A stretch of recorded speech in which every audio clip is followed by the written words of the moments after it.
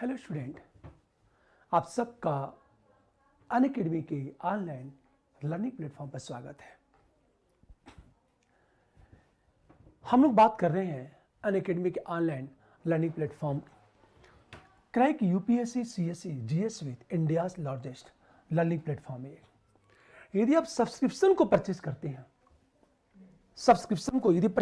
हैं, आप या मुझसे जुड़ते हैं तो आपको daily live classes, structure course, live testing quiz और अनलिमिटेड एक्सेस की सुविधा प्राप्त होगी। अर्थात आप जितनी बार चाहें उतनी बार देख सकते हैं।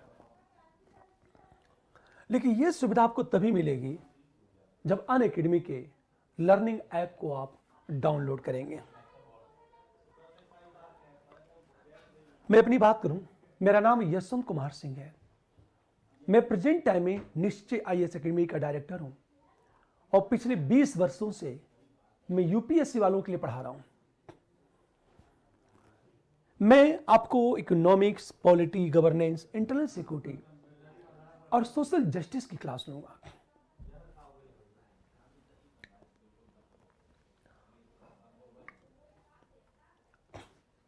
एक बात हमेशा ध्यान देना, इस बात को, यदि आप अनअकैडमी के लर्निंग प्लेटफॉर्म से जुड़ते हैं तो आपको इंडिया के बेहतरीन टीचर मृणाल पटेल, रोमन सैनी, दीपांशु, सुदर्शन गुर्जर जैसे टीचर से आपको पढ़ने का मौका मिलेगा, जिससे आपके सिलेक्शन की संभावना बढ़ जाएगी। इस पर अनेक कोर्सेज हैं, Indian economy, answer writing, environment, history, polity इत्यादि। इस पर 2 तरह का कोर्स है, एक प्लस, दूसरा आइकॉनिक। प्लस की फीस जो भी हो, पर यदि आप निश्चय के रेफरल कोड का उपयोग करते हैं तो आपको 10% डिस्काउंट मिलेगा। आपको आइकॉनिक की बात करें, आइकॉनिक की फीस प्लस से ज्यादा है। कारण यह है कि आइकॉनिक में personal coach, daily mains quiz, answer practice, study planner और पर्सनलाइज्ड फीडबैक की सुविधा मिलती है, जो प्लस में नहीं है। पर यदि आप निश्चय के रेफरल कोड का उपयोग करते हैं तो यहां भी आपको 10% डिस्काउंट मिलेगा। और मेरा मानना है कि आप उस कोर्स को परचेज करो जहां पर्सनल कोच की सुविधा उपलब्ध हो। देखो, आप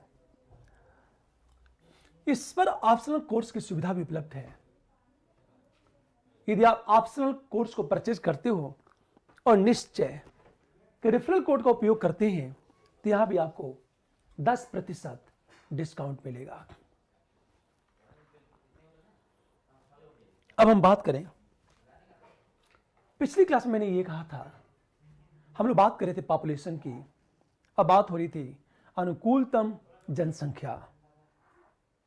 मैंने ये बताया था कि जनसंख्या कैसे पॉवर्टी को प्रमोट कर रही है और पॉवर्टी कैसे जनसंख्या को प्रमोट कर रही है। मेंस में जो प्रश्न पूछे जाते हैं आपसे, मेंस में जो प्रश्न पूछे जाते हैं, हमेशा ध्यान दो, हम गरीब हैं क्योंकि हम गरीब हैं, हम गरीब हैं क्योंकि अधिक संख्या में हैं। पर हम लौटते हैं, मैं जो आपको प्रश्न उठाता हूं प्रीलिम्स में, प्रश्न, उन प्रश्नों को लगातार देखो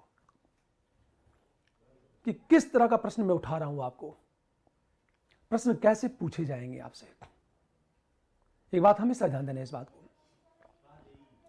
उन प्रश्नों को लगातार देखो आप। और एक सामान्य स्टूडेंट गलतियां कहा करता है,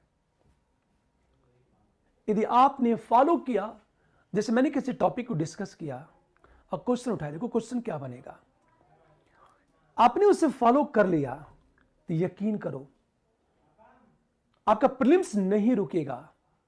अब मेंस तो दावे के साथ मैं आपको लिखना सिखा दूंगा, मैं मेंस हमेशा। इसलिए जब मैं प्रश्न को उठाता हूं, देखो प्रश्न क्या पूछा जाएगा, तो उस पर सबसे ज्यादा ध्यान देना है कि प्रश्न किस तरह बनेंगे। जैसे मैंने ये कहा, अनुकूलतम जनसंख्या। जब अनुकूलतम जनसंख्या की बात हो रही थी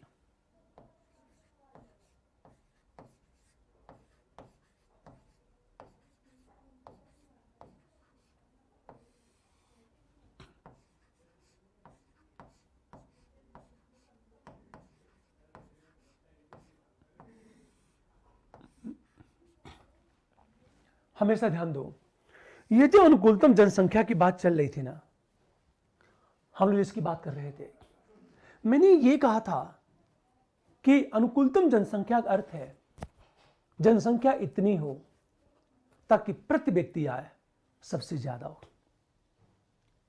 यह भी हम लोग डिस्कस कर चुके हैं। एक सीमा से ज्यादा जनसंख्या होगी तो क्या प्रभाव होगा, एक सीमा से कम जनसंख्या होगी तो क्या प्रभाव होगा। मान लिया जाए जनसंख्या कम है, यदि मान लिया जाए कि जनसंख्या कम है,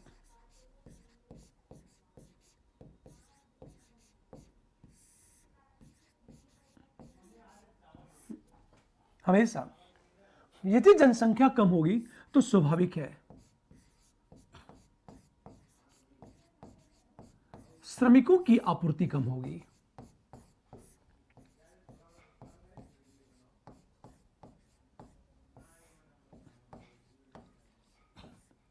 श्रमिकों की आपूर्ति कम होगी, और जब श्रमिकों की आपूर्ति कम होगी तो स्वाभाविक है श्रम की लागत ज्यादा। अगर श्रम की लागत ज्यादा होगी तो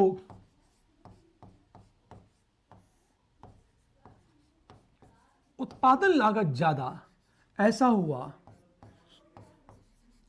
तो उत्पाद महंगा। यदि उत्पाद महंगा हुआ तो स्वाभाविक है, हमेशा ध्यान दो,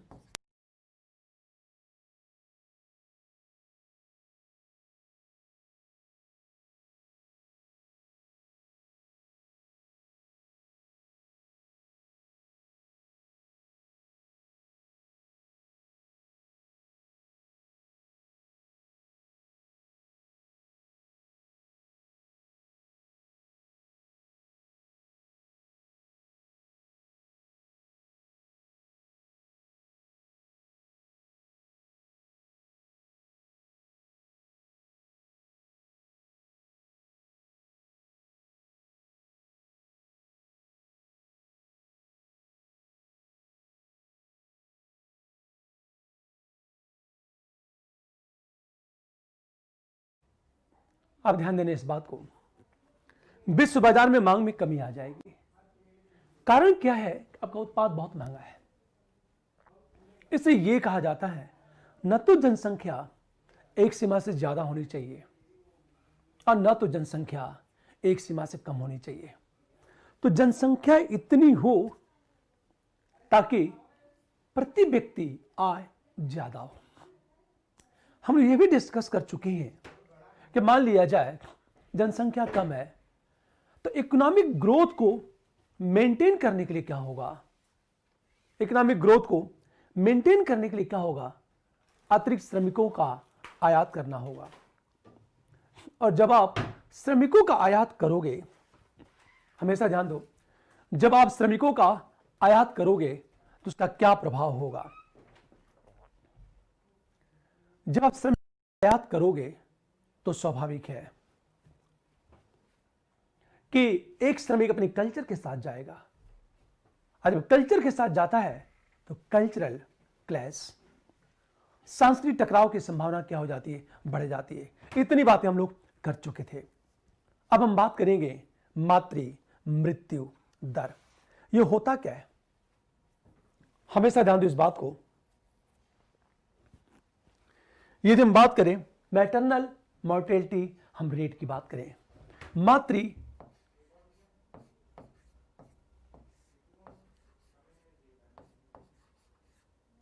मृत्यु हम दर की बात करें, इसे कहते हैं मैटरनल मॉर्टेलिटी रेट कहते हैं इसे।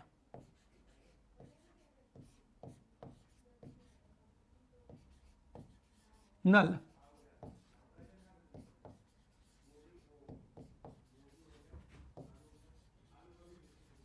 हम रेट कहते हैं इसे। मातृ मृत्यु दर का मतलब क्या होता है, मातृ मृत्यु दर का अर्थ यह है प्रति 1 लाख जीवित जन्मे बच्चों पर प्रसव के दौरान या गर्भ समाप्त होने के 42 दिन के अंदर मरने वाले माताओं की संख्या, देखो आप पूरी बात ध्यान दो, प्रति 1 लाख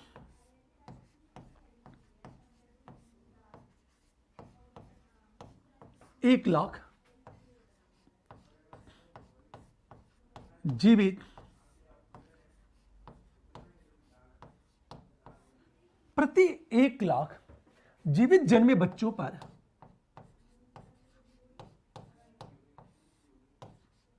हमेशा ध्यान दो, प्रति 1 लाख जीवित जन्मे बच्चों पर प्रसव के दौरान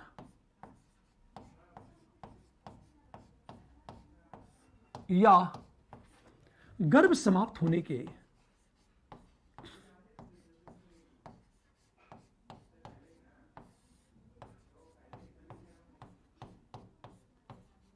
होने के 42 दिन के अंदर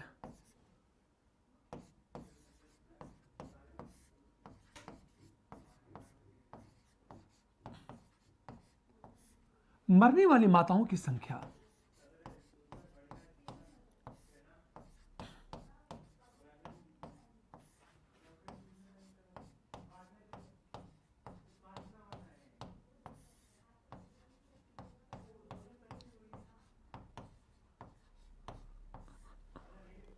हमेशा ध्यान दो, इसे कहते हैं मैटरनल मॉर्टिलिटी रेट, कहते हैं मातृ मृत्यु दर।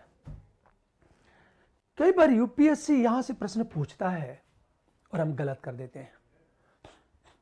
देखो ध्यान से, प्रति 1 लाख शब्द है, 1 लाख शब्द जीवित जन्मे बच्चों पर, जीवित जन्मे बच्चों पर जीवित शब्द है। प्रसव के दौरान या गर्भ समाप्त होने के 42 दिन के अंदर मरने वाली माताओं की संख्या, इसे कहते हैं मातृ मृत्यु दर।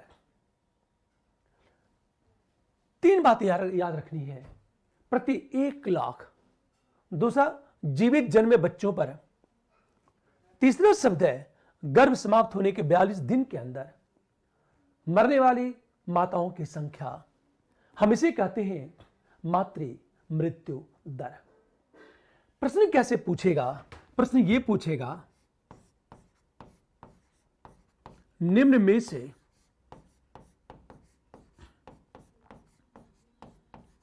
सत्य है। देखो आप, प्रश्न कैसे पूछेगा यूपीएससी, हमेशा ध्यान दो, प्रसव के दौरान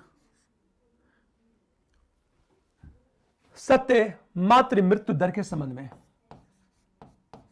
मातृ मृत्यु दर के संबंध में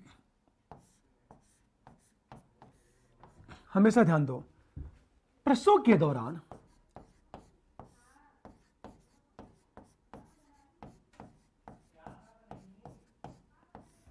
मरने वाली माताओं की संख्या,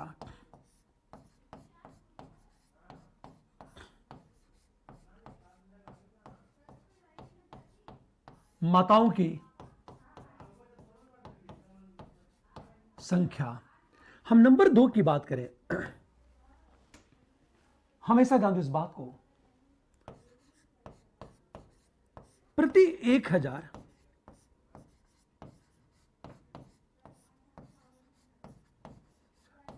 जन्मे बच्चों पर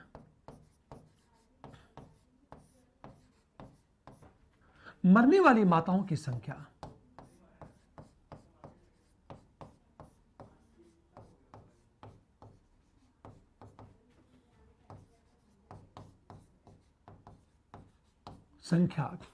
हम नंबर 3 की बात करें, प्रति 1 लाख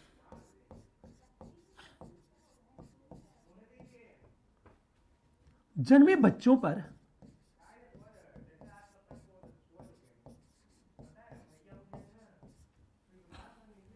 मरने वाली माताओं की संख्या। 4 की बात करें, इनमें से कोई नहीं, अच्छा एक चीज ध्यान दो, हम समांतर गलती क्या करते हैं, ये एक समान स्टूडेंट गलती क्या करता है, हमेशा ध्यान दो इस बात को। वो करता क्या है, से मातृ मृत्यु दर के संबंध में सत्य है, प्रसव के दौरान मरने वाली माताओं की संख्या, या तो इसको मार देगा वो, या ठीक है ये गलत है, एक नजर में गलत है। फिर अगला जब विकल्प देखेगा प्रति 1 लाख जन्मे बच्चों पर, अब देखो अब पहला विकल्प क्यों गलत है, प्रसव के दौरान मरने वाली माताओं की संख्या, लाइन क्या लिखा है, प्रति 1 लाख जीवित जन्मे बच्चों पर, प्रति 1 लाख जीवित जन्मे बच्चों पर प्रसव के दौरान शब्द है, या गर्भ समाप्त होने के 42 दिन के अंदर मरने वाली माताओं की संख्या, इसे कहते हैं मातृ मृत्यु दर। यहां क्या लिखा है विकल्प में, प्रसव के दौरान मरने वाली माताओं की संख्या लिखा है, जबकि 1 लाख जीवित जन्म बच्चों की बात करेंगे। ये तो विकल्प हमारा गलत है, सेकंड तो गलत है ही, प्रति 1 लाख जन्मे बच्चों पर, 1 लाख जन्मे बच्चों पर, अब देखो 1 लाख जन्मे बच्चों नहीं, जीवित जन्मे बच्चों पर। कुछ ऐसे बच्चे जन्म लेते हैं जो मरे हुए होते हैं, लेकिन यहां शब्द क्या है, जीवित जन्मे बच्चों पर। तो प्रति 1 लाख जीवित जन्मे बच्चों पर मरने वाली माताओं की संख्या, यहां क्या लिखा है, प्रति 1 लाख, केवल जन्मे, जीवित शब्द की बात किया ही नहीं है, तो यह भी विकल्प आपका गलत हो गया। इनमें से सत्य ये होगा, इनमें से कोई नहीं। आपसे जब भी प्रश्न पूछेगा हमेशा ध्यान दो इस बात को, प्रश्न ये पूछेगा ये। दूसरी चीज देखा जाए, मातृ मृत्यु दर के संबंध में सत्य है, क्वेश्चन, मातृ मृत्यु दर के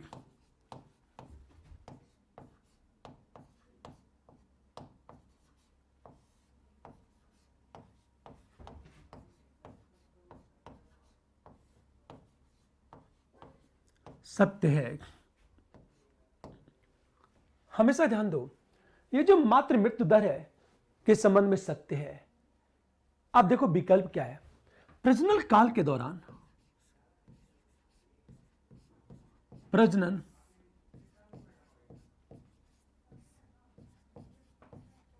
काल के दौरान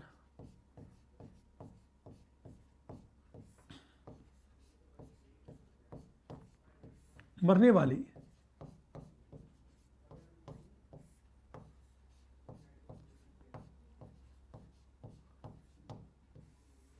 माताओं की संख्या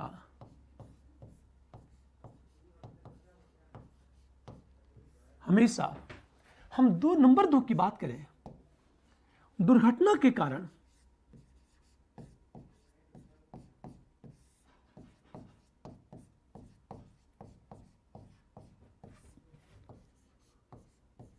मरने वाली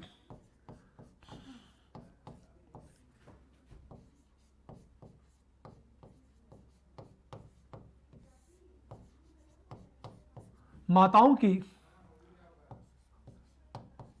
संख्या, हम नंबर 3 की बात करें, प्रति 1000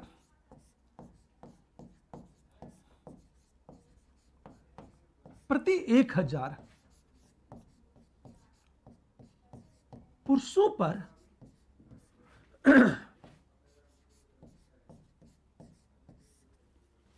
मरने वाली माताओं की संख्या,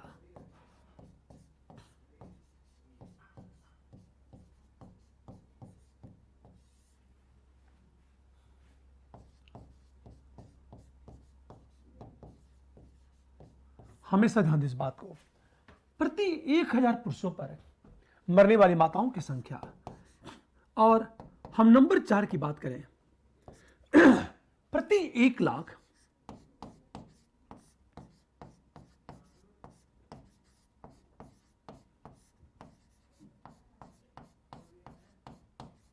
जीवित जन्मे बच्चों पर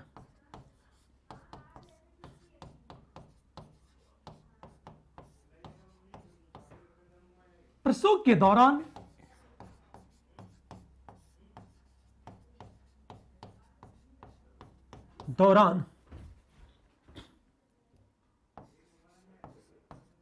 मरने वाली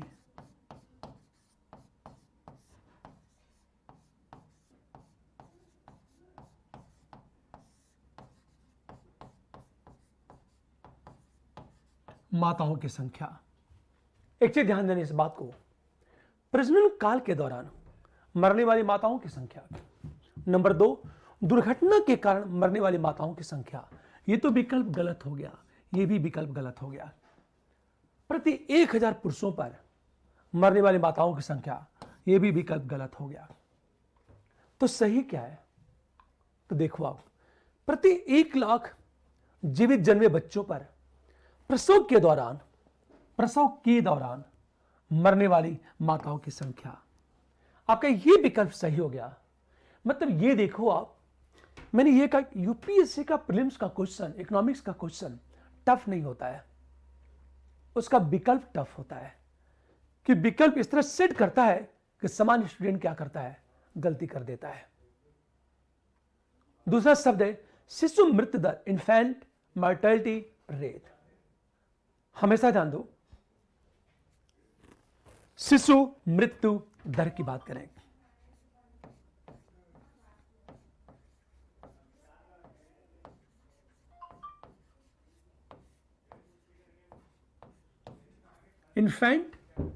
इन्फेंट मॉर्टेलिटी हम रेट की बात करें। शिशु मृत्यु दर का अर्थ क्या है? प्रति 1000 जीवित जन्मे बच्चों पर 1 वर्ष से कम उम्र के मरने वाले बच्चों की संख्या। देखो आप, प्रति 1000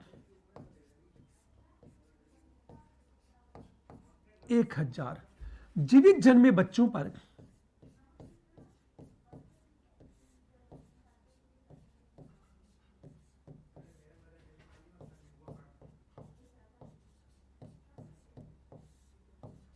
बच्चों पर 1 वर्ष से कम उम्र के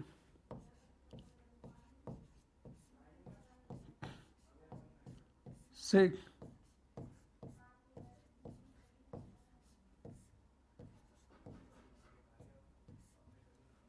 उम्र के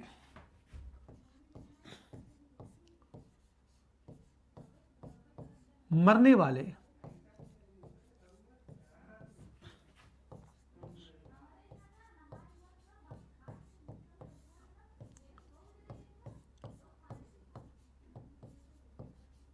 बच्चों की संख्या। हम इसे कहते हैं शिशु मृत्यु दर। ध्यान दो, शिशु मृत्यु दर का अर्थ क्या है? प्रति 1000 जीवित जन्मे बच्चों पर 1 वर्ष से कम उम्र के मरने वाले बच्चों की संख्या। देखो आप, प्रति 1000 जीवित जन्मे पर 1 वर्ष से कम उम्र के मरने वाले बच्चों की संख्या, इसे कहते हैं शिशु मृत्यु दर, इन्फेंट मॉर्टेलिटी हम रेट कहते हैं इसे। इसमें 2 बात याद रखना, प्रति 1000 शब्द है और जीवित जन्मे बच्चों की बात की गई है, जीवित शब्द है। और दूसरी चीज 1 वर्ष से कम उम्र की बात की गई है। ये 2 महत्वपूर्ण बातें हैं, 0 से लेकर 1 वर्ष के बीच। लेकिन यदि बाल मृत्यु दर की हम बात करें तो हमेशा ध्यान दो, यदि ये कहा जाए चाइल्ड मोर्टेलिटी रेट, बाल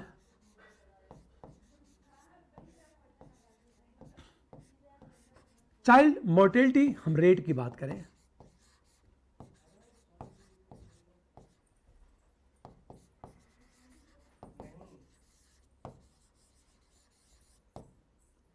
इसमें होता क्या है? प्रति 1000 जीवित जन्मे बच्चों पर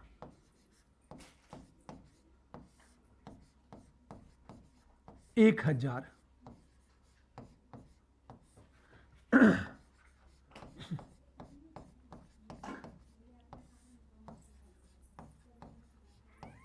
जन्मे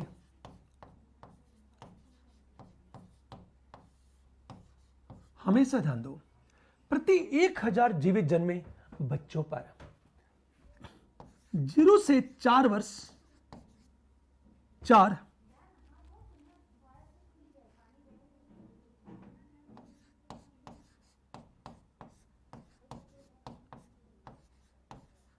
उम्र के मरने वाले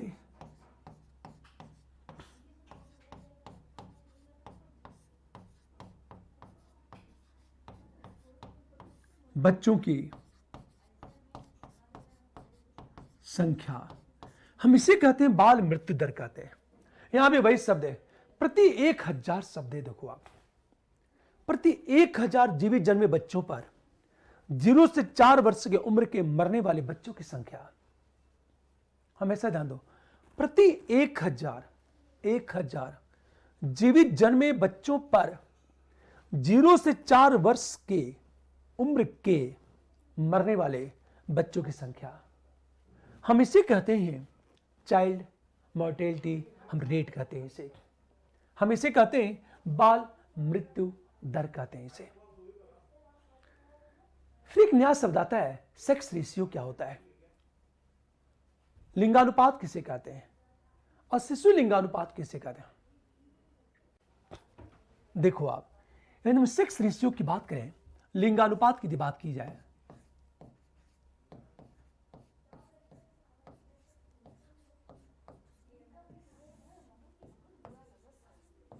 सेक्स, हम रेशियो की बात करें, लिंगानुपात का मतलब क्या होता है, प्रति 1000 पुरुषों पर महिलाओं की संख्या। हमेशा ध्यान दो इस बात को, इसे कहते हैं सेक्स रेशियो, प्रति 1000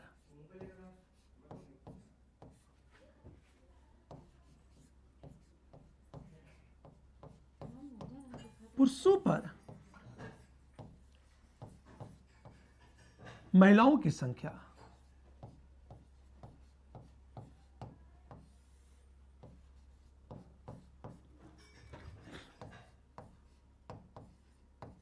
हमेशा ध्यान दो,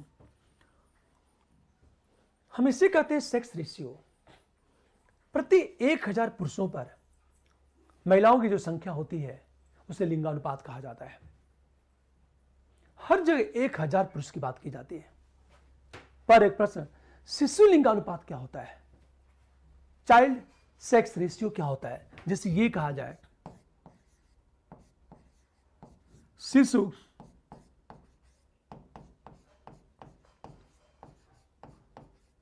हम लिंगानुपात की बात करें, शिशु लिंगानुपात का अर्थ होता है चाइल्ड सेक्स रेशियो की बात करते हैं, 0 से 6 वर्ष की बात करें, 0 से 6 वर्ष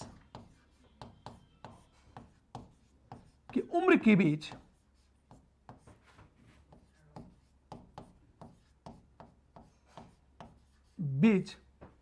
हमेशा प्रति 1000 बालकों पर बालिकाओं की संख्या,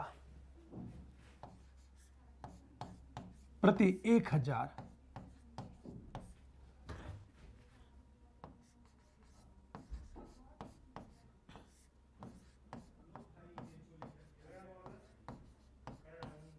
बालकों पर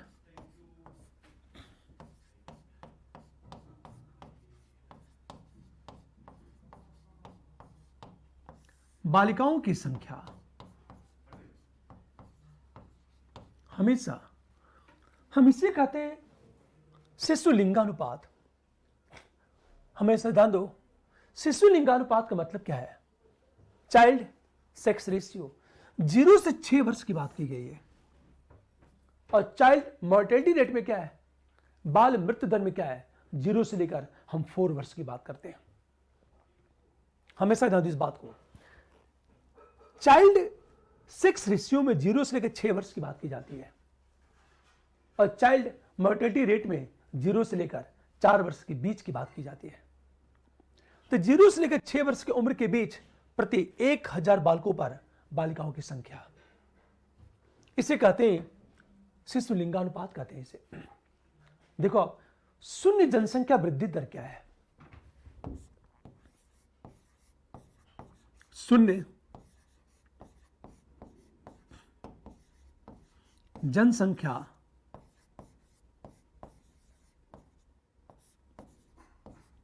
वृद्धि दर का मतलब क्या होता है?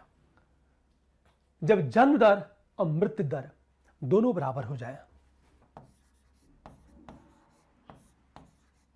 जन्म दर बराबर मृत्यु दर, मतलब ये है, हमेशा ध्यान दो, बर्थ रेट और मॉर्टेलिटी रेट दोनों बराबर हो जाए तो उसे कहते हैं जीरो पॉपुलेशन ग्रोथ रेट कहते हैं उसे। शून्य जनसंख्या वृद्धि दर में क्या है? जन्म दर और मृत्यु दर दोनों बराबर होता है।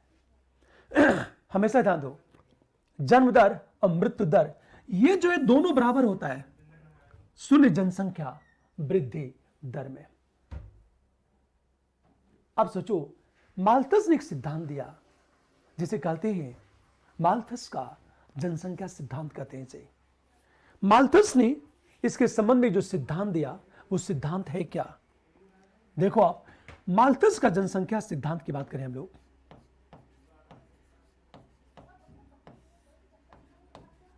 का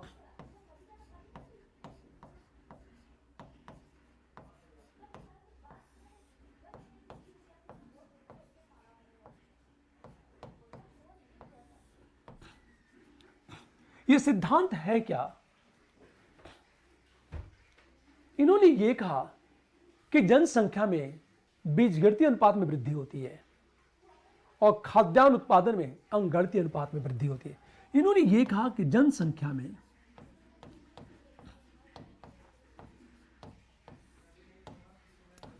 में बीज गणितीय अनुपात में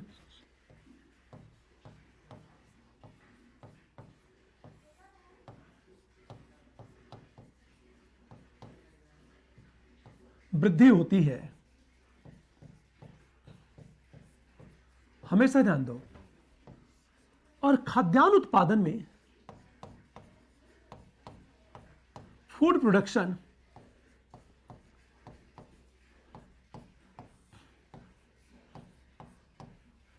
में अंक गणितीय अनुपात में वृद्धि होती है।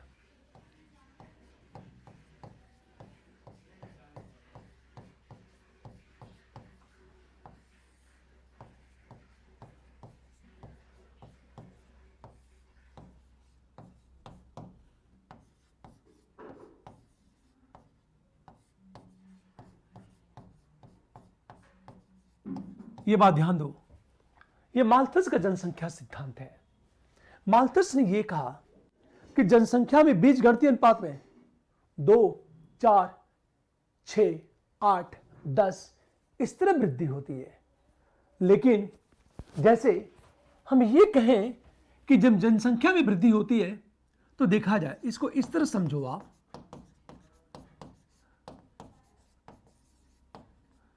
2, 4, 6, 8, 10, 12 ये बीजगणितीय अनुपात में वृद्धि होती है। पर जब अंकगणितीय अनुपात की बात करेंगे तो 1, 2, 3, 4, 5, 6 इस अनुपात में वृद्धि होती है।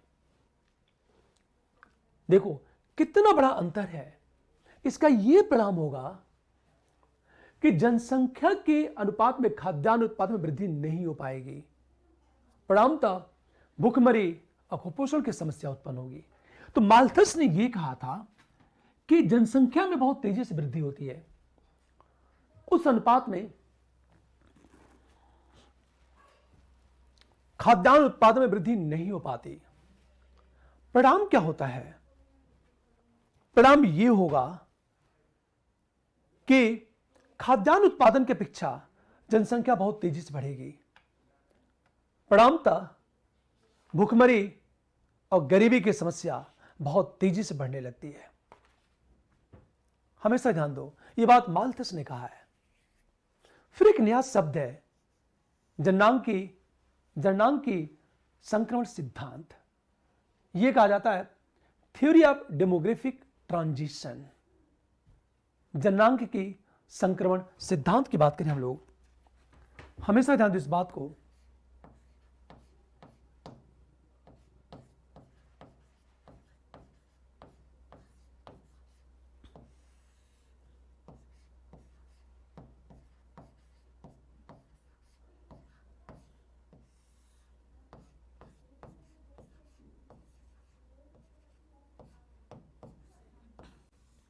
हमेशा ध्यान दें इस बात को, ये जो demographic theory of demographic transition की बात करें, यह विचार दिया था थॉमसन ने, पर व्यवस्थित रूप दिया नोटेस्टीन ने। इस सिद्धांत में कई स्टेज बताया गया है। जैसे मैंने ये कहा था, सिद्धांत दिया था, थॉमसन ने सिद्धांत दिया,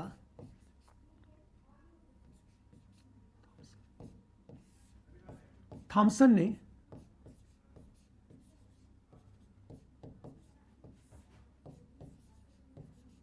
सिद्धांत दिया, लेकिन नोटेस्टीन ने क्या किया, इसे व्यवस्थित रूप दिया था। यह कहा जाता है वैज्ञानिक स्वरूप नोटेस्टीन ने दिया था।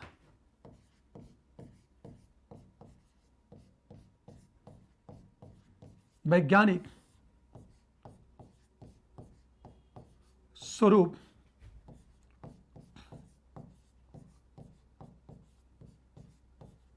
नोटेस्टीन ने दिया था।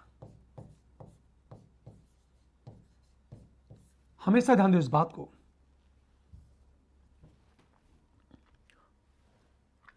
जो जनांकीय संक्रमण सिद्धांत है, थॉमसन ने सिद्धांत दिया, किंतु जो वैज्ञानिक स्वरूप दिया था वो नोटेस्टीन ने दिया था। हम नोटेस्टीन की बात करें, अब ये थ्योरी कहती क्या है? देखो, ये थ्योरी कई स्टेज की बात करती है। मान लिया जाए फर्स्ट स्टेज है,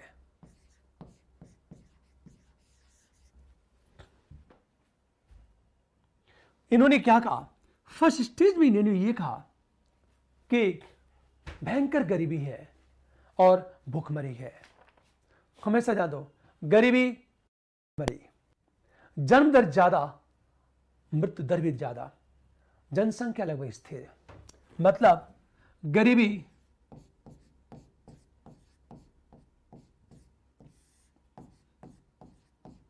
एवं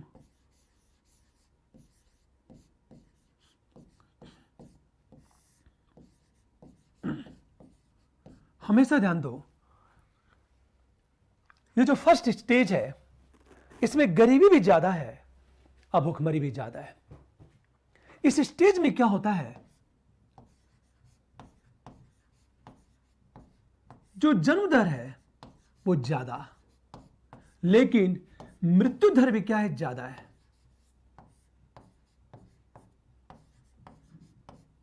आप सोचो, जनसंख्या क्या होती? स्थिर होती है।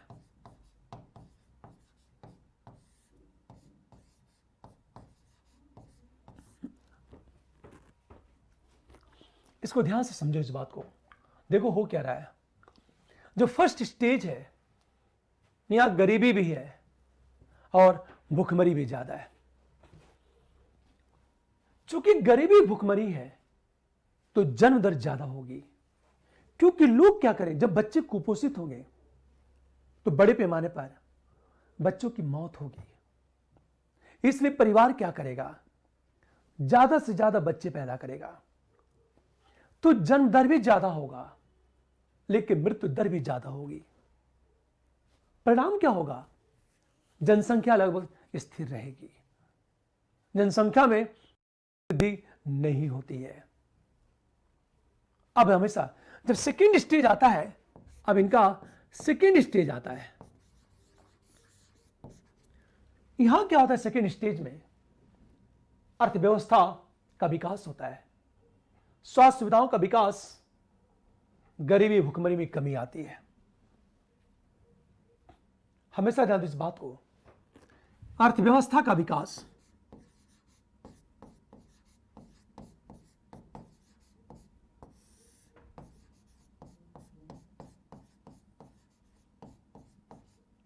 अर्थव्यवस्था का विकास होता है, स्वास्थ्य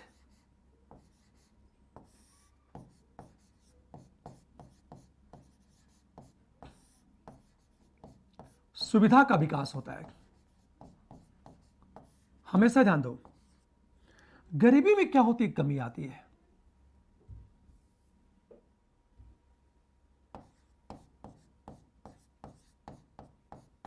गरीबी में कमी आती है। ध्यान से, ये सेकंड स्टेज है। इससे क्या होगा? यहां जन्म दर ज्यादा होती है, जन्म दर ज्यादा, लेकिन मृत्यु दर भी क्या होती? कम होती है। दर में गिरावट या जनसंख्या विस्फोट होता है।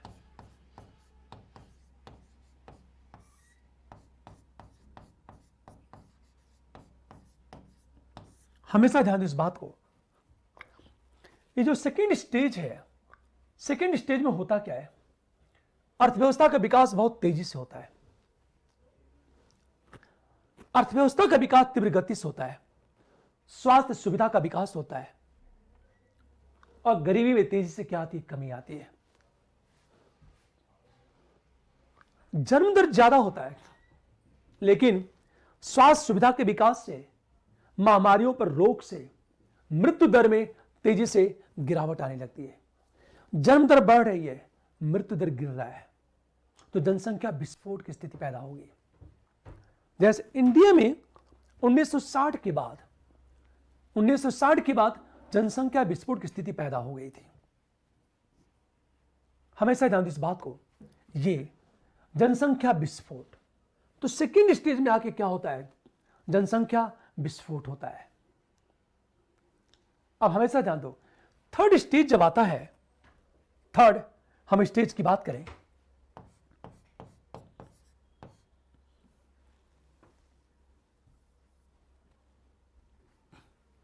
थर्ड स्टेज की बात करें हम लोग, यहां क्या होता है? औद्योगिकरण और शिक्षा का विस्तार।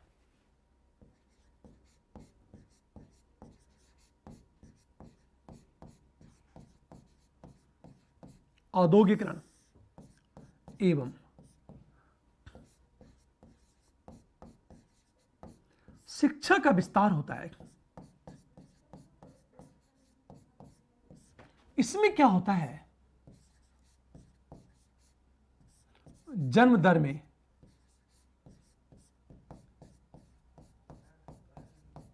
गिरावट, मृत्यु दर में तेजी से गिरावट।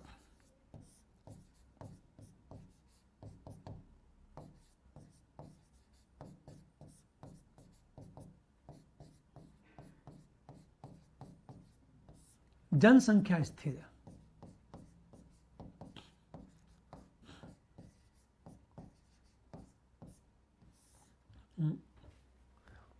हमेशा ध्यान दो, ये थर्ड स्टेज है। थर्ड स्टेज में क्या होता है? औद्योगिकरण का और शिक्षा का तेजी से विस्तार होता है। जब बड़े पैमाने पर औद्योगिकरण होता है, सबको जॉब मिलती है, जॉब, रोजगार। जब रोजगार मिलेगी तो लोगों के पास इतना टाइम नहीं रहेगा कि वो बच्चों की परवरिश करें। तो लोग कम से कम क्या करेंगे? बच्चा पैदा करने की कोशिश करेंगे। इससे जन्म दर में गिरावट आने लगेगी, क्योंकि जब मृत्यु दर में गिरावट आएगी ना, तो बच्चे हमेशा, क्योंकि इसने क्या कर दिया? उत्पादन को इतना ज्यादा बढ़ा दिया कि कुपोषण और भुखमरी की प्रॉब्लम को सॉल्व कर दिया इसने। तो स्वाभाविक है मृत्यु दर में तेजी से गिरावट आई, और जब बच्चे सेफ होने लगे, जीवित रहने लगे, तो फिर ज्यादा से ज्यादा बच्चों को पैदा करने की आवश्यकता महसूस नहीं हुई। दूसरी तरफ क्या हुआ? जब शिक्षा का विस्तार हुआ, तो यह कहा जाता है कि जो शिक्षा है, शिक्षा एक बेहतर गर्भ निरोधक है। हमेशा ध्यान दो, यह जो शिक्षा है एक बेहतर गर्भ निरोधक है। यह कहा जाता है कि एक बेहतर गर्भ निरोधक है। स्वाभाविक है जन्म दर में गिरावट आएगी, जनसंख्या स्थिर हो जाएगी। लेकिन हम जो फोर्थ स्टेज की बात आएंगे, चौथा स्टेज, औद्योगिकरण का क्या होता है? उच्च स्तर होता है।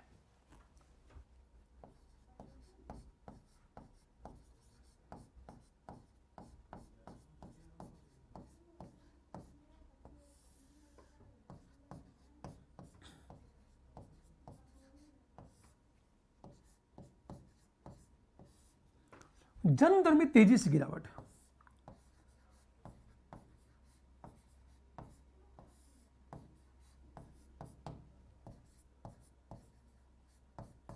तेजी से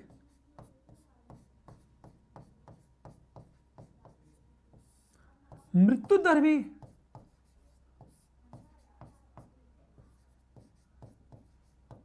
अत्यंत कम। अब एक चीज सोचो आप, जब यह स्थिति पैदा होगी तो जनसंख्या में गिरावट,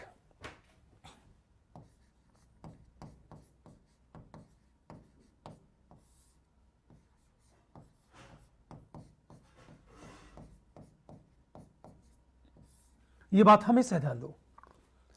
नोटिस्टीन ने जब इसे व्यवस्थित रूप दिया तो 4 स्टेज बताया नोटिस्टीन ने।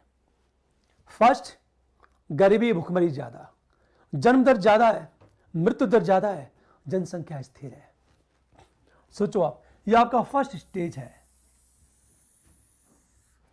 हम सेकेंड स्टेज की बात करें, सेकेंड स्टेज में क्या होता है? अर्थव्यवस्था का विकास तेजी से, स्वास्थ्य सुविधाओं का भी विकास होता है, गरीबी में कमी आती है। लेकिन जो बर्थ रेट है वो ज्यादा है, मृत्यु दर में तेजी से गिरावट आती है, जनसंख्या विस्फोट होता है। ये 1960 के बाद इंडिया में ऐसा ही हुआ। थर्ड स्टेज में क्या होता है? शिक्षा का विस्तार होने लगता है और शिक्षा के बेहतर गर्भ निरोधक है। स्वाभाविक है, जब यह स्थिति होगी तो ध्यान से सुनो इस बात को, यह स्थिति होगी, मृत्यु दर में तेजी से जनसंख्या स्थिर रहेगी। फोर्थ स्टेज जब आता है तो औद्योगिकरण का अत्यधिक उच्च स्तर, लोगों के पास समय नहीं है बच्चों की परवरिश के लिए, तो लोग क्या करेंगे? बच्चे पैदा करने की कोशिश नहीं करेंगे, ये लोग बच्चों के अडॉप्ट करेंगे। इससे क्या होगा? जन्म दर में तेजी से गिरावट आएगी। यदि जन्म दर में तेजी से गिरावट आए तो मृत्यु दर अत्यंत कम हो जाएगा। जन्म दर में भी गिरावट, मृत्यु दर में भी गिरावट, अब जनसंख्या गिरने लगेगी। यह विचार दिया था थॉमसन ने, लेकिन व्यवस्थित रूप दिया था नोटिस्टीन ने। तो जनांकिकी के संक्रमण सिद्धांत में नोटिस्टीन ने जो दिया, उन्होंने 4 स्टेज बताया कि यह होता है। अब सोचो, फिर एक नया शब्द है टोटल फर्टिलिटी रेट, संपूर्ण प्रजनन हम दर की बात करें।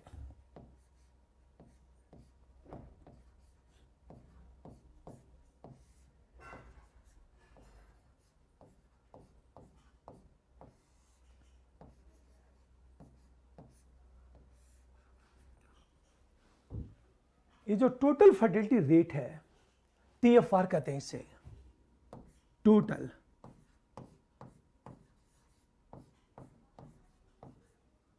Fertility rate, TFR।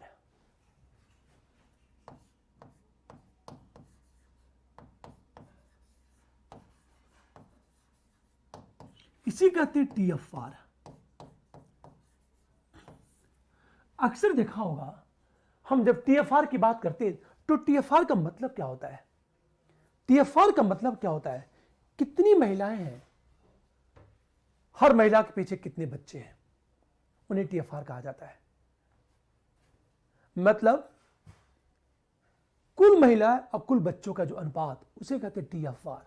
For example, मान लिया जाए कि 5000 महिलाएं हैं,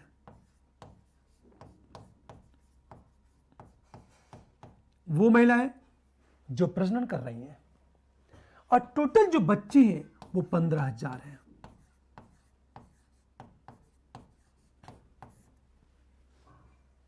अब सोचो, टोटल 5000 महिलाएं हैं और 15000 बच्चे हैं, तो TFR क्या हुआ? 15000 में क्या करो आप, 5000 का भाग दे दो तो कितना बचेगा? 3। TFR कितना हो गया? 3। TFR का मतलब होता है टोटल फर्टिलिटी रेट होता है, TFR। इसे ध्यान से समझो तो बहुत मजा आएगा। TFR का मतलब ये होता है टोटल फर्टिलिटी हम रेट कहते हैं इसे। अक्सर जब टीएफआर की बात करते हैं हम लोग, टीएफआर को 2.1 रखा जाता है। आखिर हम 2.1 क्यों रखते हैं? हमेशा हम टीएफआर की बात करते क्यों हैं? 2.1 की बात क्यों की जाती है? क्या रीजन है? हमेशा ध्यान दो, 2.1 इसका मतलब जनसंख्या को स्थिर करना है तो टीएफआर को क्या नहीं चाहिए। इसका मतलब ये है जनसंख्या को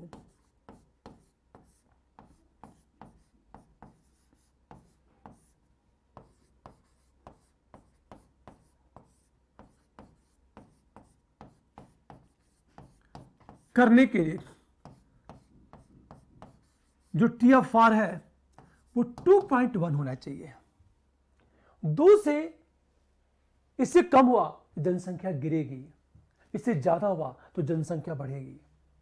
प्रश्न ये उठा, टीएफआर आखिर 2.1 क्यों? मदर और फादर 2 लोग हैं, उनके 2 बच्चे होंगे, ये दोनों बच्चे अपने मदर और फादर को रिप्लेस कर देंगे। पर प्रश्न ये उठा कि यदि वास्तव में जनसंख्या को स्थिर करना है तो 2 मानना चाहिए, टीएफआर को 2 रखना चाहिए। लेकिन टीएफआर को हमेशा 2.1 रखा जाता है, आखिर 2 क्यों नहीं रखा जाता? क्या रीजन है? कारण यह है कि शिशु मृत्यु दर या बाल मृत्यु दर 0 नहीं हो सकता। कुछ बच्चों की मौत होगी, हो सकता बच्चे शारीरिक रूप से कमजोर ही पैदा हो सकता है किसी रोग से पीड़ित हो, उनकी मौत हो जाए। चूंकि बाल मृत्यु दर या शिशु मृत्यु दर कभी 0 नहीं हो सकता। हमेशा ध्यान दो, ये जो शिशु मृत्यु दर है या बाल मृत्यु दर है, यह कभी 0 नहीं हो सकता, यह शून्य नहीं हो सकता है। इसीलिए टीएफआर को 2.1 रखा जाता है। मान लिया जाए टीएफआर 2 है, टीएफआर 2 है और कुछ बच्चों की मौत हो गई तो जनसंख्या गिरने लगेगी, वो स्थिर नहीं रखेगी। यदि टीएफआर मान लिया 3 है तो जनसंख्या तेजी से बढ़ेगी। इसलिए कहा जाता है यदि जनसंख्या को स्टेबल बनाना है, स्थिर बनाना है, तो टीएफआर को क्या होना चाहिए? 2.1 रखना चाहिए। इसे ही कहते हैं टीएफआर। अगला पॉपुलेशन हम प्रोजेक्शन की बात करें। जन्म दर, मृत्यु दर, माइग्रेशन के आधार पर हम जनसंख्या का अनुमान लगाते हैं, उसे कहते हैं जनसंख्या प्रक्षेपण। पॉपुलेशन हम प्रोजेक्शन कहते हैं इसे। जैसे मैंने ये कहा,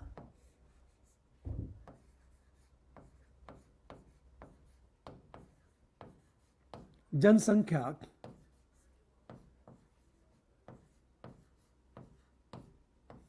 हम प्रक्षेपण की बात करें, हम पॉपुलेशन प्रोजेक्शन की बात करते हैं।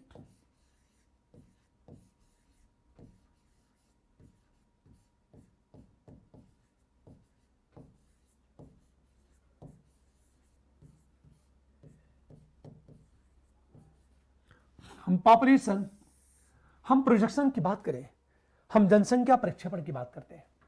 इसका मतलब यह है जन्म दर, मृत्यु दर एवं प्रवासन के आधार पर माइग्रेशन, प्रवासन को कहते हैं माइग्रेशन,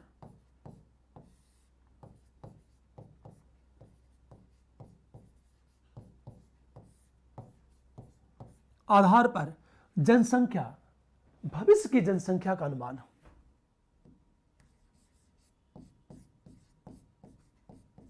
भविष्य की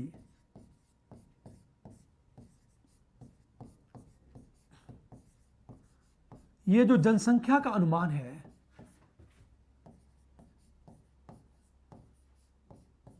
हमेशा पॉपुलेशन प्रोजेक्शन का मतलब क्या होता है?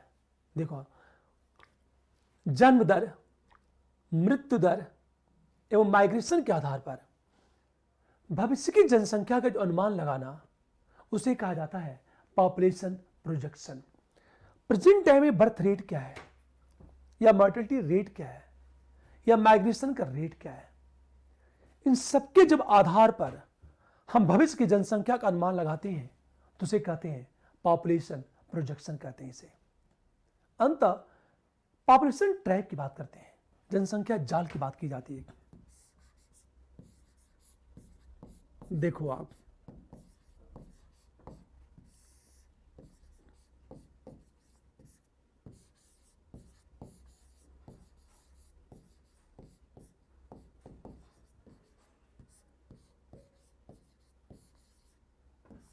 हम पॉपुलेशन ट्रैप की बात करें, हम जनसंख्या जाल की बात करें, इसका मतलब क्या है? जनसंख्या जाल का मतलब जनसंख्या में अत्यधिक वृद्धि हो जाना। हमेशा जनसंख्या में अत्यधिक वृद्धि होना तथा अर्थव्यवस्था पर बोझ बन जाना, इसे कहते हैं पॉपुलेशन ट्रैप कहते हैं इसे। देखो आप, जनसंख्या में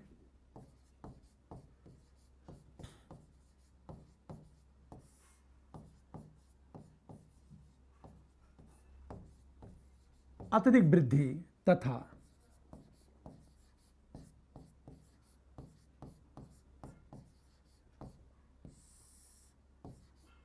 अर्थव्यवस्था पर बोझ बनना, इसे कहते हैं पॉपुलेशन ट्रैप।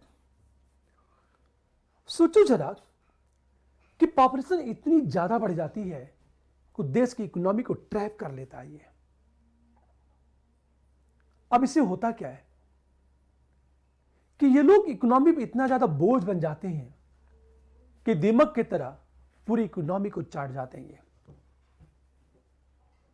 ऐसा क्यों? ये बातें क्यों कहा जाता है? क्योंकि जब पॉपुलेशन बहुत तेजी से बढ़ेगी तो देश जितना प्रोडक्शन करेगा उसका बड़ा सा भाग लोगों को खिलाने पर खर्च करेगा।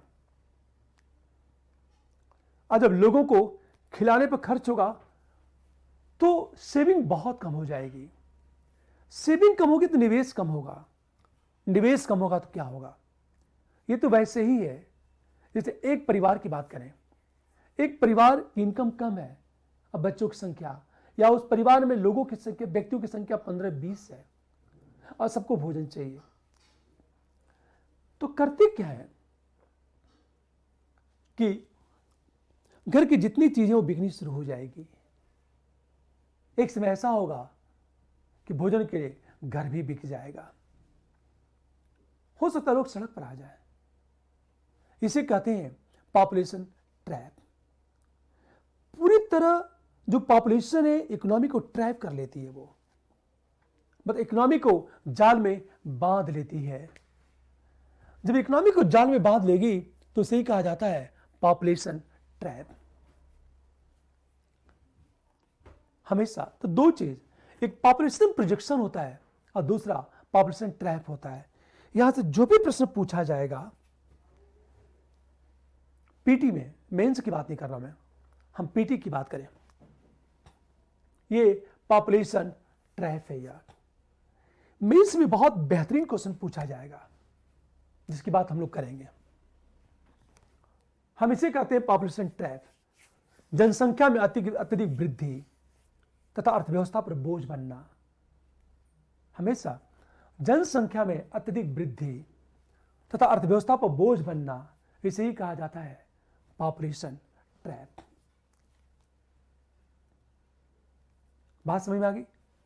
अब देखो आप, फिर एक नया शब्द है पॉपुलेशन पिरामिड। पॉपुलेशन पिरामिड होता क्या है? जनसंख्या पिरामिड की बात करें हम लोग,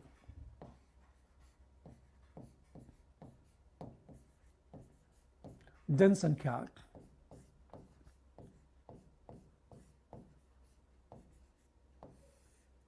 हम पॉपुलेशन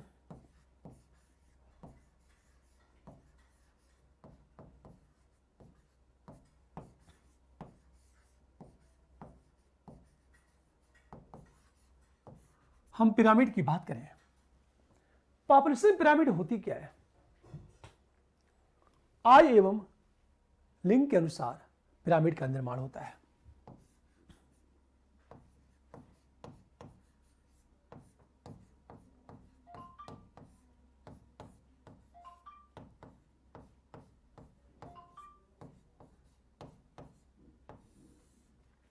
पिरामिड का निर्माण होता है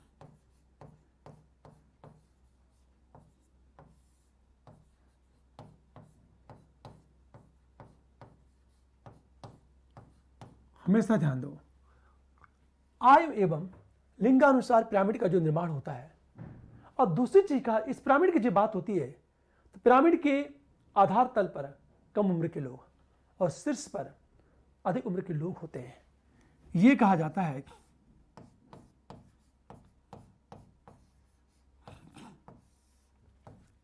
कि आधार तल पर कम उम्र के लोग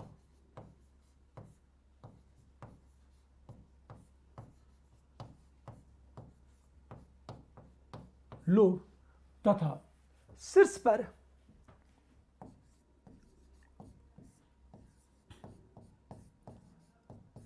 पर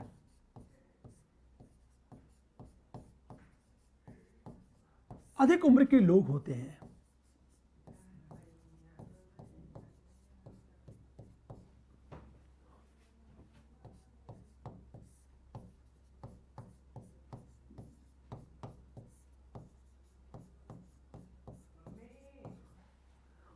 देखो आप, हम इसे कहते हैं जनसंख्या पिरामिड। फॉर एग्जाम्पल, एक मैं पिरामिड बनाता हूं, ध्यान देना इस बात को।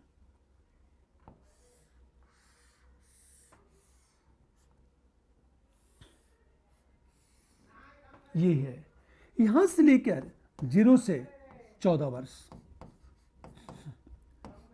15 से लेकर 64 वर्ष और 64 वर्ष से ऊपर।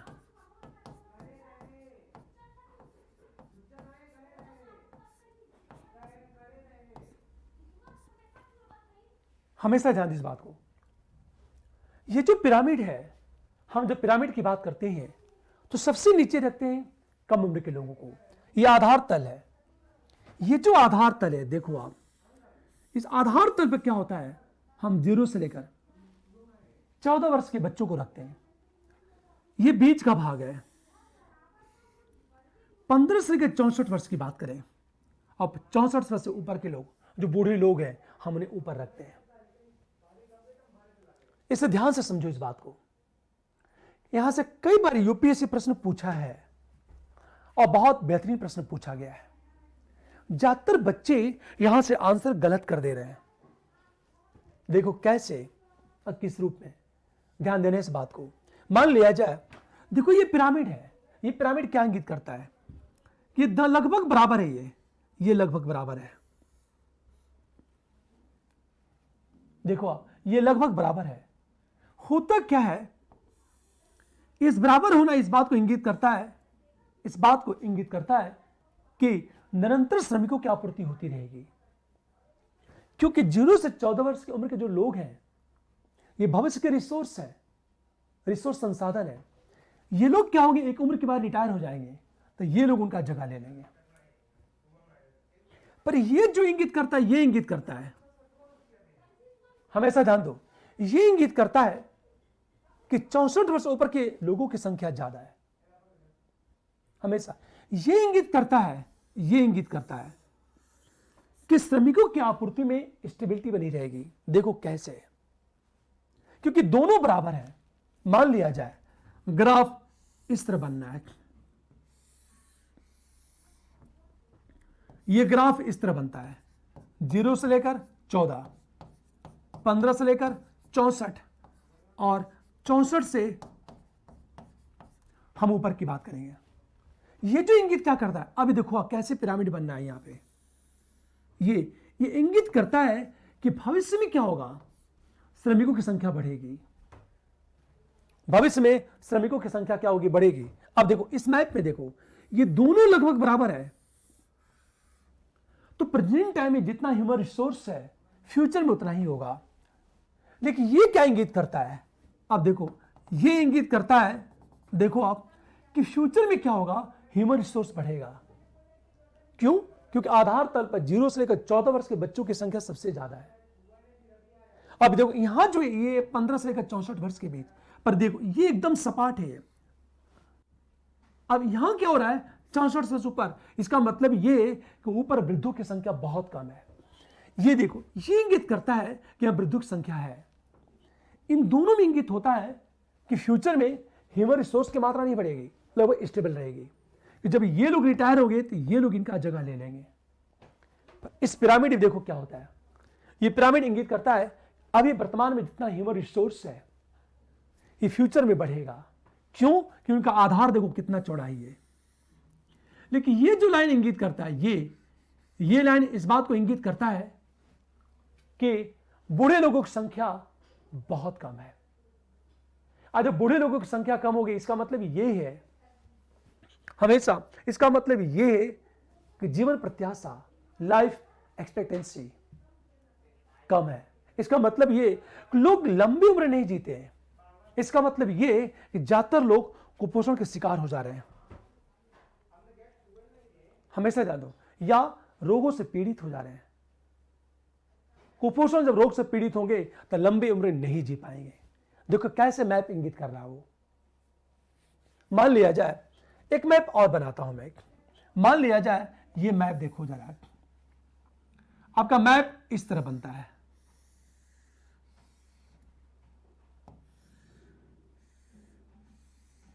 देखो ये मैप बनता है। ये जो मैप है ये 0 से लेकर 14, ये 15 से लेकर 64, और ये क्या है 64 से ऊपर है। बस देखो ये क्या मैप इंगित करता है,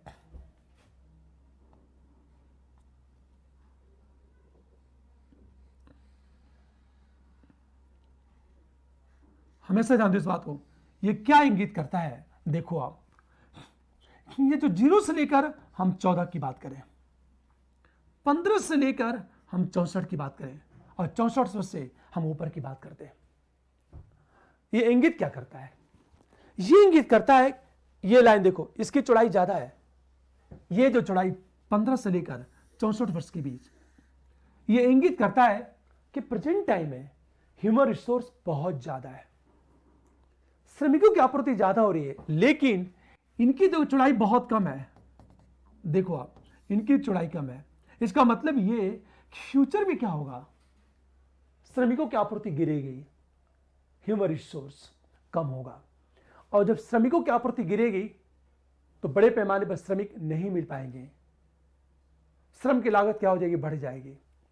अब पूरी बात ध्यान देना, मैंने क्या कहा, यहां ह्यूमन रिसोर्स ज्यादा है, श्रमिकों की आपूर्ति ज्यादा हो रही है, स्वाभाविक है, श्रम की लागत कम है, लागत कम होगी तो उत्पादन लागत, प्रोडक्शन कॉस्ट कम होगा, प्रोडक्ट हमारा बहुत ही सस्ता होगा, विश्व बाजार में उसकी डिमांड ज्यादा होगी। दूसरी तरफ क्या होगा, श्रमिकों की जब आपूर्ति बढ़ेगी तो हमारा इकोनॉमिक जो ग्रोथ है वो बढ़ेगा। लेकिन फ्यूचर में क्या होगा, फ्यूचर में अब जन्म दर कम है, क्योंकि इनका आधार देखो कितना कम है, जन्म दर कम है, बर्थ रेट कम है। इसका मतलब ये है कि फ्यूचर में ह्यूमन रिसोर्स कम होगा, श्रमिकों की आपूर्ति गिरेगी, और जब श्रमिकों की आपूर्ति गिरेगी तो श्रम लागत बढ़ जाएगा और इकोनॉमिक ग्रोथ रेट भी नीचे आएगा। लेकिन ऊपर देखो आधार, इसकी चौड़ाई सबसे ज्यादा है, इसका मतलब है बूढ़े लोगों की संख्या ज्यादा है, और जब बूढ़े लोगों की संख्या ज्यादा होगी तो स्वाभाविक है वे लोग इकोनॉमी पर बोझ होंगे। हम लोग पढ़ चुके हैं कि जब बूढ़े लोगों की संख्या बढ़ती है तो देश क्या करता है, अपनी इनकम का बड़ा सा भाग उनको खिलाने पर खर्च कर देता है, और जब खिलाने पर खर्च कर देगा तो स्वाभाविक है उनकी सेविंग क्या हो जाएगी, देश की सेविंग कम होगी। जब सेविंग कम होगी तो निवेश कम होगा, निवेश कम होगा तो औद्योगिकरण कम होगा। यदि औद्योगिकरण कम हुआ तो कहीं ना कहीं हमारा जो इकोनॉमिक ग्रोथ रेट है वो बहुत नीचे जाएगा। सोचो आप, ये ग्राफ इस बात को इंगित करता है। तो 3 तरह के ग्राफ हैं। ये जो ग्राफ इंगित करता है कि जन्म दर स्थिर है, बूढ़े लोगों की संख्या है। ये जो ग्राफ इंगित करता है कि जन्म दर बहुत बढ़ गई है। ये देखो क्या इंगित करता है कि फ्यूचर में अभी जो हमारे पास जो ह्यूमन रिसोर्स है, भविष्य में ये आधार तल बहुत ज्यादा चौड़ा है, तो भविष्य में श्रमिकों की आपूर्ति और ज्यादा बढ़ेगी। ये क्या इंगित करता है कि श्रमिकों की आपूर्ति कम होगी, और इसका आधार क्या इंगित करता है कि श्रमिकों की आपूर्ति स्टेबल रहेगी। आधार तल देखो जरा। दूसरी चीज, इनका जो शीर्ष है यह इंगित करता है कि बूढ़ों की संख्या ज्यादा है, यह इंगित करता है कि वृद्धों की संख्या कम है, और यह इंगित करता है कि वृद्धों की संख्या सबसे ज्यादा है। अब सोचो, मान लिया जाए ये ए नामक कोई इकोनॉमी है, ये बी नामक कोई इकोनॉमी है, ये सी नामक कोई इकोनॉमी है। 3 देश है। एक देश का पिरामिड ये, जनसंख्या पिरामिड ये है। ये इंगित क्या करता है कि श्रमिकों की आपूर्ति स्टेबल बनी जाएगी, तो जो ग्रोथ रेट है वो मेंटेन रहेगा, पर बूढ़ों के लोगों की संख्या ज्यादा है पर ज्यादा नहीं है। तो बढ़ते वृद्धों की संख्या ज्यादा न होने से इकोनॉमी पर ज्यादा बोझ नहीं पड़ेगा। ये क्या इंगित करता है? यह इंगित करता है कि फ्यूचर में और ज्यादा ह्यूमन रिसोर्स बढ़ेगा क्योंकि इनकी संख्या ज्यादा है। अरे बात है, अब बूढ़े लोगों की संख्या कम है, ये तो इकोनॉमी पर बोझ ही होंगे।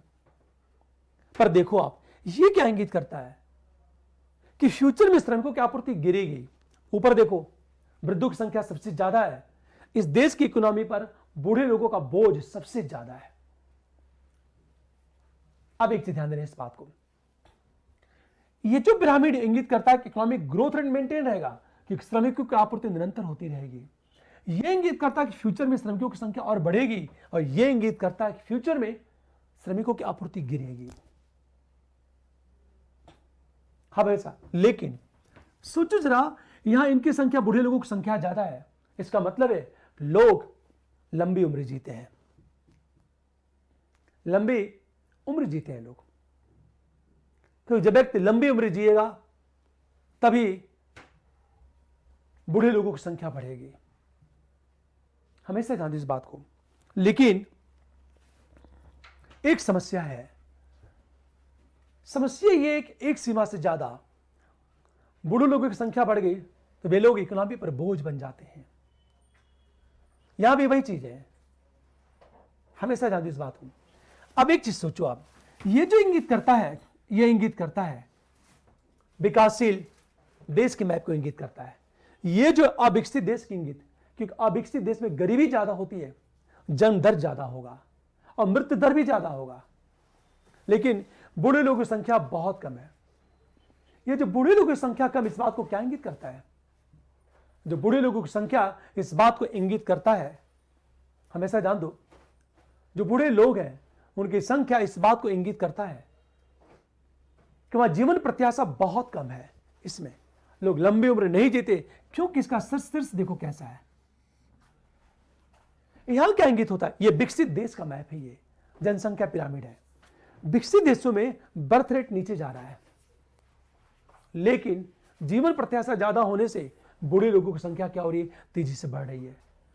64 वर्ष उम्र के लोग, ऊपर से लिखते लोगों की संख्या यहां ज्यादा है। अब सोचो जरा, ये जनसंख्या पिरामिड, 3 तरह के ये पिरामिड होते हैं। अब हम बात करते हैं, मान लिया जाए कि जो विकसित देश है उनका पिरामिड कैसा बनता है, या हम जापान की बात करें। जैसे एक छोटा सा एग्जांपल दें, मान लिया जाए हम विकसित देश की बात करते हैं।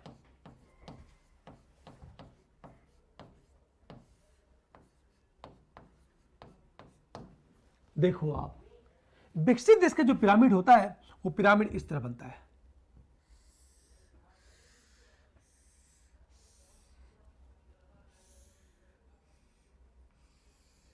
ये पिरामिड बनना है, बूढ़े लोगों की संख्या ज्यादा है।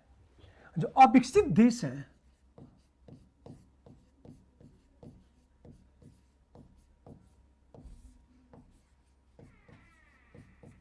उनकी जनसंख्या की पिरामिड इस तरह बनती है।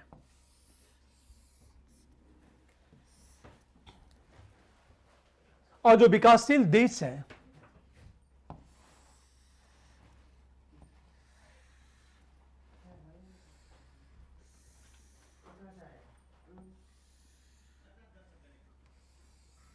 इनकी पिरामिड इस तरह है, देखो आप, इनका जो शीर्ष है वो ज्यादा चौड़ा है, यहां शीर्ष कम है।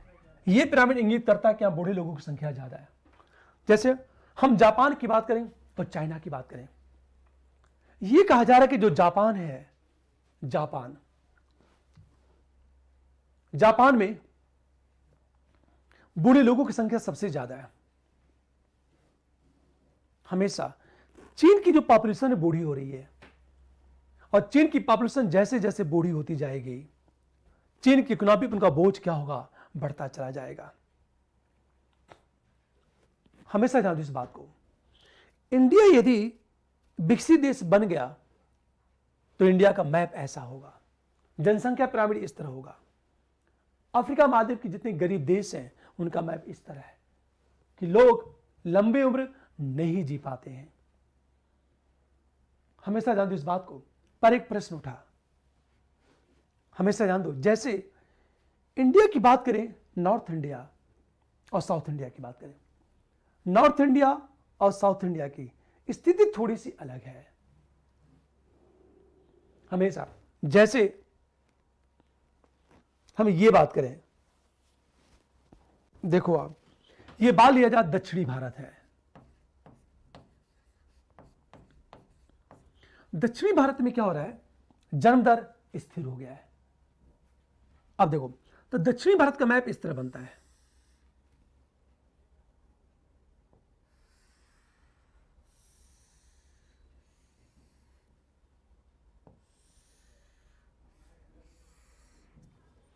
क्योंकि जन्म दर गिर रहा है, लेकिन बूढ़े लोगों की संख्या भी बढ़ रही है, क्योंकि साउथ इंडिया अत्यंत डेवलप देश है। ये साउथ इंडिया एक डेवलप क्षेत्र है, वहां औद्योगिकरण ज्यादा हुआ है, शिक्षा का विस्तार भी ज्यादा है, कुपोषण की कमी है, पीडीएस का, पब्लिक डिस्ट्रीब्यूशन सिस्टम का बेहतरीन तरीके से क्या हो रहा है, संचालन हो रहा है। यह बात हमेशा ध्यान दो इस बात को। लेकिन हम नॉर्थ इंडिया की बात करें, उत्तरी भारत की बात करें, देखो आप, उत्तरी भारत में देखते हैं गरीबी ज्यादा है। जो उत्तरी भारत है वहां गरीबी बहुत ज्यादा है। अब होता क्या है, वहां मैप इस तरह बनता है,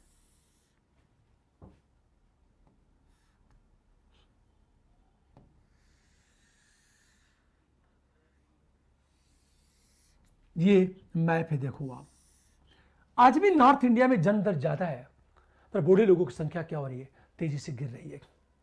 अब देखो, यहां जो आधार है, ऊपर शीर्ष देखो आप, ये चौड़ा है, यहां नुकीला है।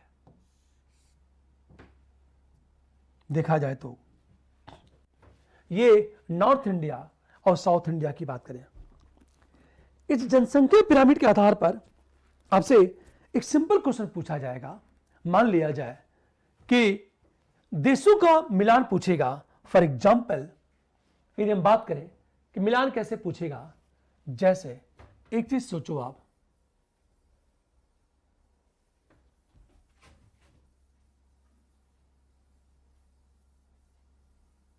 जैसे हम एक बात करें, मान लिया जाए ये विकसित देश है,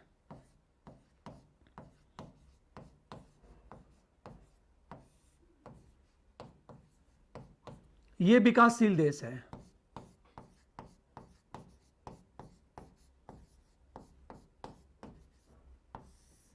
और ये अविकसित देश है।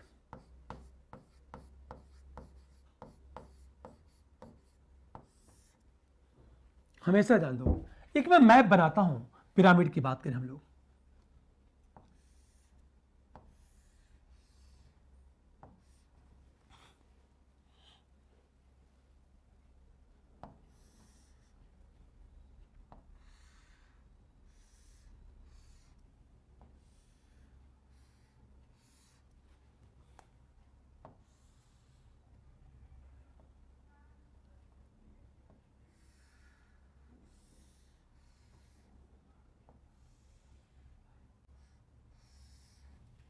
अब बताना, ये सब के सब जनसंख्या, जितनी पिरामिड है, जैसे मान लिया ए नामक पिरामिड, जैसे ये ए नामक पिरामिड है, ये बी नामक पिरामिड है, ये सी नामक पिरामिड है, मैच करने को देगा। विकसित देश को यह इंगित करता है, विकासशील देश को यह इंगित करता है, और अविकसित देश को यह इंगित करता है। कई बार यूपीएससी मैच करने को दे देता है। हमेशा ध्यान दो इस बात को कि मैच कीजिए आप, सुमेलित कीजिए आप। उत्तरी बिहार में जितने भी यूपी, बिहार, हम झारखंड, छत्तीसगढ़ की बात करें, हम वेस्ट बंगाल की बात करें, यहां आज भी जन्म दर बहुत ज्यादा है। अब ध्यान से समझो इस बात को। फिर एक नया शब्द है आपका जनसंख्या नियंत्रण, और जनांकी हम लाभांश की बात करें, डेमोग्राफिक हम डिविडेंड की बात करते हैं। हमेशा डेमोग्राफिक डिविडेंड होता क्या है, जनांकी लाभांश कहते किसे हैं, पॉपुलेशन पॉलिसी का मतलब क्या होता है। जनसंख्या नीति का समान अर्थ होता है जनसंख्या का नियंत्रण, कार्यशील जनसंख्या को रोजगार देना और नागरिकों के जीवन स्तर में सुधार। जैसे शब्द है पॉपुलेशन पॉलिसी, जनसंख्या नीति की बात करें हम लोग,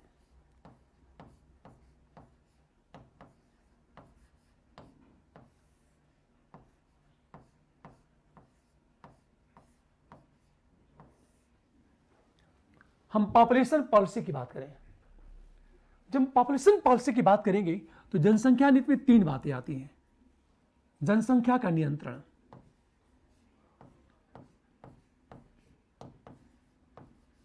देखो आप,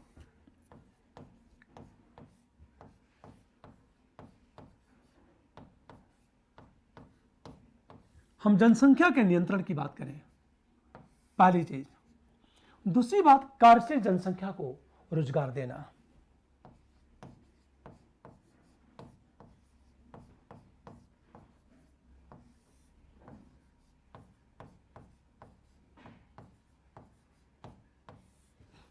जनसंख्या को रोजगार देना, हमेशा ध्यान दो इस बात को।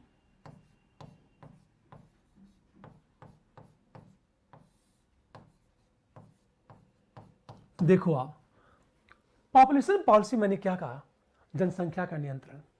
दूसरी बात, वर्किंग पॉपुलेशन को रोजगार देना, और तीसरी बात, नागरिकों के जीवन स्तर में सुधार।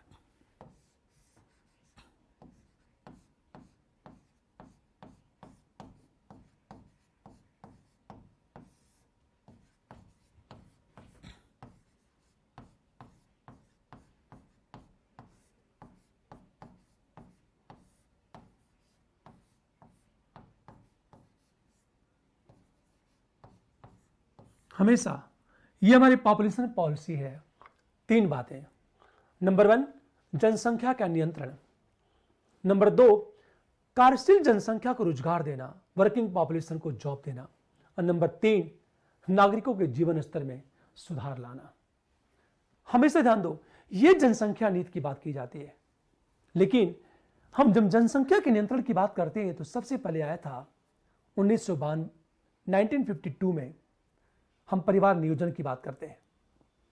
अब परिवार नियोजन का अर्थ क्या है, प्रति दंपति बच्चों की संख्या। ये यदि पॉपुलेशन पॉलिसी की बात की जाए तो 3 बातें आती हैं पॉपुलेशन पॉलिसी में।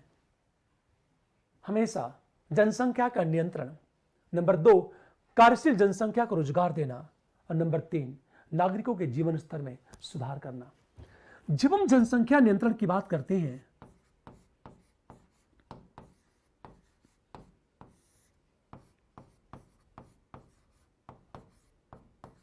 तो हमेशा इसके लिए क्या हुआ, 1952 में, 1952 में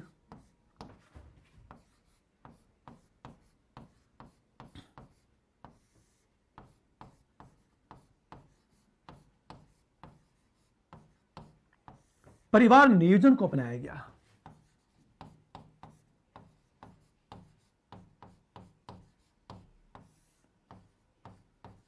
हमेशा ध्यान दो, ये जो जनसंख्या कंट्रोल की बात करते हैं, 1952 में परिवार नियोजन की बात की गई थी। और जब परिवार नियोजन की बात करते हैं तो इस परिवार नियोजन के 2 उद्देश्य हैं। प्रति दंपति बच्चों की संख्या सीमित करना, प्रति दंपति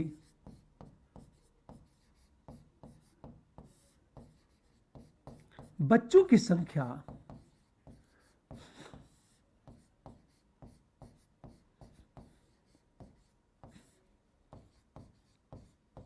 सीमित करना। और दूसरी बात,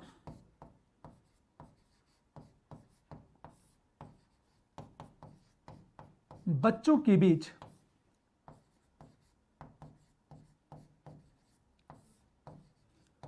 अंतराल को बढ़ा देना। इसे कहते हैं परिवार नियोजन। तो जनसंख्या नियंत्रण के लिए 1952 में फैमिली प्लानिंग को अपनाया गया, परिवार नियोजन को अपनाया गया। इस परिवार नियोजन की बात करेंगे तो इसमें पहली चीज प्रति दंपत बच्चों की संख्या सीमित करना, ये इसका टारगेट था। अब बच्चों के बीच गैप को बढ़ा देना। अब सोचो, इस परिवार नियोजन का लाल रंग का उल्टा त्रिभुज है। यदि हम परिवार नियोजन की बात करें, इसका प्रतीक क्या है? लाल रंग का उल्टा त्रिभुज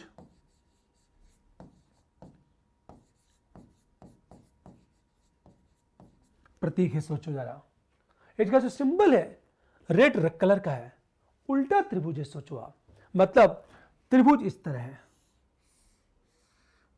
ये है, ये सिंबल है फैमिली प्लानिंग का। इसका कलर रेड होता है और इसका उद्देश्य क्या है? प्रति दंपत बच्चों की संख्या सीमित करना, बच्चों के बीच अंतराल को बढ़ाना। तो ध्यान देना, जब भी हम पॉपुलेशन पॉलिसी बनाते हैं तो पॉपुलेशन पॉलिसी बनाने का उद्देश्य क्या है? ये मेरे 3 पर्पज होते हैं। लेकिन हम जब जनसंख्या नियंत्रण की बात करते हैं, जनसंख्या नियंत्रण की बात करते हैं, तो एक चीज ध्यान दें इस बात को। तो हमने सबसे पहले फैमिली प्लानिंग की बात की 1952 में, और उसके 2 पर्पस थे। प्रति दंपत बच्चों की संख्या सीमित करना, नंबर 2 बच्चों के बीच अंतराल को बढ़ाना। यही हमारा फैमिली प्लानिंग। पॉल एलरिच एक अर्थशास्त्री हैं जिन्होंने पॉपुलेशन बम की बात की थी। हमेशा ध्यान दो, क्योंकि जब जनसंख्या का विस्फोट होता है तो पॉल एलरिच की बात करें हम लोग,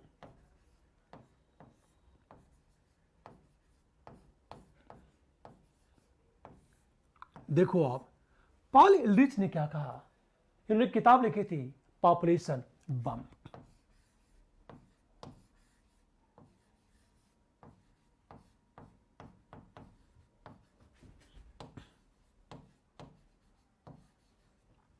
उन्होंने पॉपुलेशन बम एक किताब लिखी थी, पॉपुलेशन बम। इन्होंने ये कहा था इस किताब में, पॉलिस ने, हम गरीब हैं क्योंकि हम अधिक संख्या में हैं। हम गरीब हैं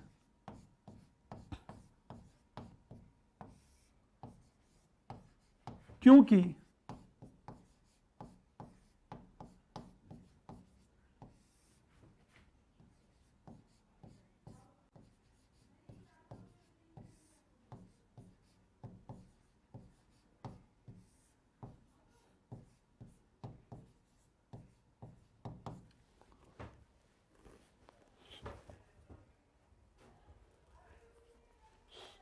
देखिए आप, पर हम गरीब हैं क्योंकि अधिक संख्या में।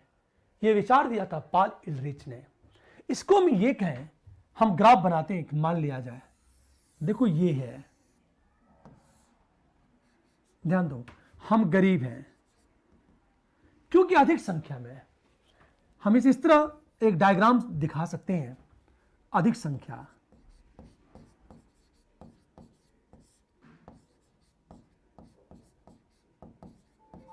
आप सोचो, जब अधिक संख्या होगी तो स्वाभाविक है आय का बड़ा भाग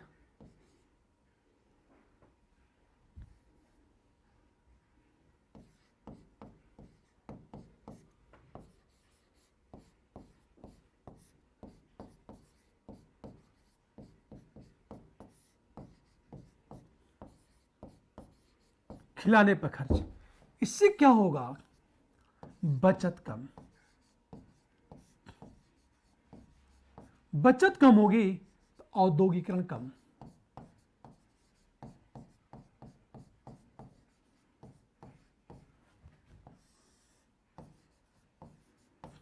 जब औद्योगिकरण कम होगा तो रोजगार का सृजन कम।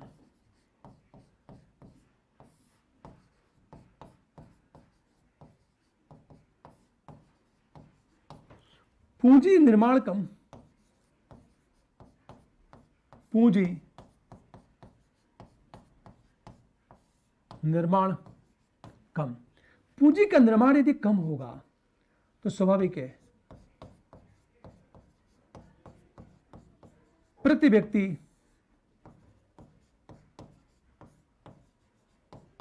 आय का वितरण कम।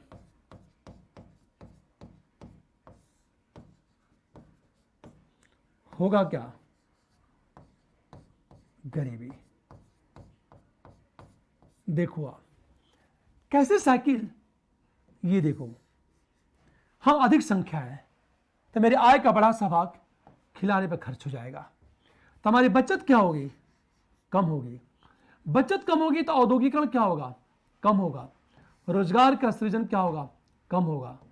पूंजी का निर्माण क्या होगा? कम होगा।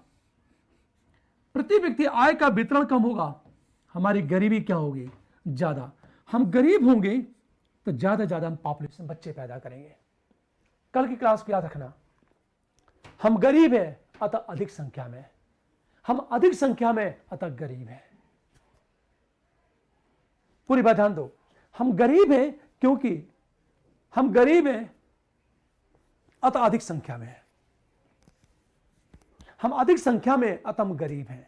तो गरीबी पॉपुलेशन को बढ़ाती है और पॉपुलेशन गरीबी को बढ़ाती है। प्रश्न कैसे पूछेगा? मेंस का क्वेश्चन कैसे पूछा जा सकता है आपसे? यहां जो मेंस का प्रश्न बनेगा बहुत ही बेहतरीन प्रश्न बनेगा। यह जैसे हम ये बात करें, यदि मेंस का क्वेश्चन यदि बात करें हम लोग, तो मेंस का क्वेश्चन कैसे बन सकता है? क्वेश्चन ही बनेगा मेंस का, नो प्री, हम गरीब हैं अतः अधिक संख्या में है।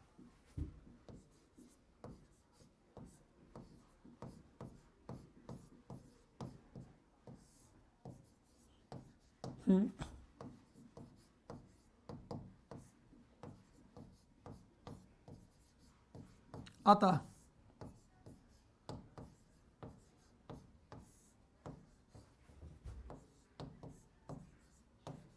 हमेशा ध्यान दो, क्वेश्चन क्या है? हम गरीब हैं अतः अधिक संख्या में है, यही प्रश्न है। इसी क्वेश्चन को क्वेश्चन में एक दूसरा क्वेश्चन घुमा सकता है, हम गरीब हैं क्योंकि अधिक संख्या में है।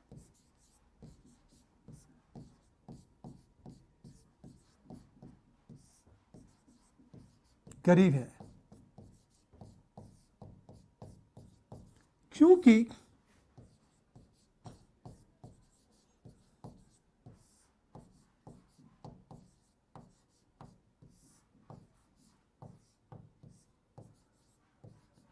हमेशा ध्यान दो, ये दो क्वेश्चन, ये दो प्रश्न है और ये इस तरह के प्रश्न आपसे पूछे जा सकते हैं। पहला प्रश्न, हम गरीब हैं अतः अधिक संख्या में, इसका मतलब यह है हमारा अधिक होना ही मेरी गरीबी का कारण है। हम गरीब हैं अतः अधिक संख्या में, तो गरीबी क्या करती है? इस प्रश्न का हम जवाब दें, इसका मतलब क्या चीज है? गरीबी से क्या होता है? जनसंख्या में वृद्धि होती है। और पिछली क्लास को याद रखना, ये हम गरीबी क्योंकि अधिक संख्या में है, तो सिंपल चीज है, इसका मतलब क्या चीज है? जनसंख्या अधिक,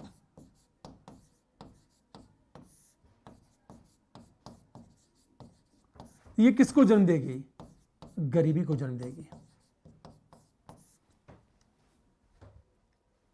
हमेशा ये है पॉल एलरिच या पॉपुलेशन की बात करें हम लोग, एक नया शब्द है। हमेशा डेमोग्राफिक हम डिविडेंड की बात करें, जनांक की हम लाभांश की बात करें, इस शब्द का मीनिंग क्या होता है? डेमोग्राफिक हम डिविडेंड की बात करें, जननांक की हम लाभांश की बात करते हैं, इसका मतलब होता क्या है? देखो आप, यदि हम बात करें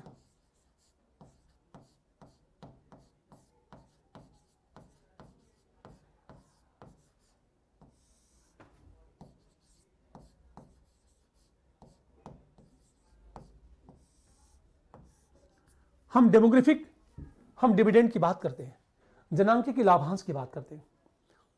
जनांकी लाभांश का अर्थ होता है कार्यशील जनसंख्या का अधिक होना। हमेशा जान दो, कार्यशील जनसंख्या का जो अधिक होना उसे कहते हैं जनांकी लाभांश कहते हैं हम लोग।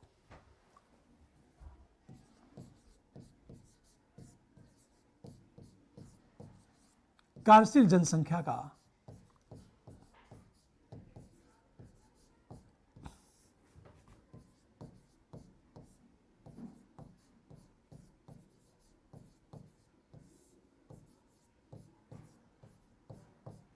हमेशा इसे कहते हैं डेमोग्राफिक डिविडेंड कहते हैं। जब वर्किंग पॉपुलेशन बहुत ज्यादा होती है तो उसे कहते हैं डेमोग्राफिक डिविडेंड। यह कहा जाता है कि जो इंडिया है जनांकी की लाभांश की स्थिति में है, क्योंकि इंडिया में वर्किंग पॉपुलेशन बहुत ज्यादा है। बेसिक एक अवसर भी है, एक चुनौती भी है। हमेशा यह कहा जाता है, ये कहा जाता है अवसर है। अब सोचो आप, अवसर क्यों है? क्योंकि हमारे पास वर्किंग पॉपुलेशन ज्यादा है। वर्किंग पॉपुलेशन ज्यादा है, बड़े पैमाने पर श्रमिकों की आपूर्ति होगी, हमारा प्रोडक्शन बढ़ जाएगा। श्रमिकों की आपूर्ति ज्यादा होने से श्रम की लागत कम होगी। श्रम सस्ता होगा तो उत्पादन लागत, प्रोडक्शन कॉस्ट कम होगा। इससे हमारा प्रोडक्ट बहुत सस्ता हो जाएगा, और जब हमारा प्रोडक्ट सस्ता होगा तो स्वाभाविक है विश्व बाजार में उसकी डिमांड क्या होगी? ज्यादा होगी। लेकिन चुनौती भी है यह, जिसकी बात चल के हम लोग मेंस में करेंगे हम लोग। आप सोचो ये चुनौती क्यों है, ये चैलेंजेस क्यों है? हम किस आधार पर कह सकते हैं कि एक चैलेंज है? क्योंकि यदि इन्हें जॉब नहीं मिली तो ये इकोनॉमी के लिए एक प्रॉब्लम क्रिएट करेंगे। किसी भी देश की वर्किंग पॉपुलेशन का लाभ उस देश को तभी मिलेगा जब उन्हें रोजगार उपलब्ध हो।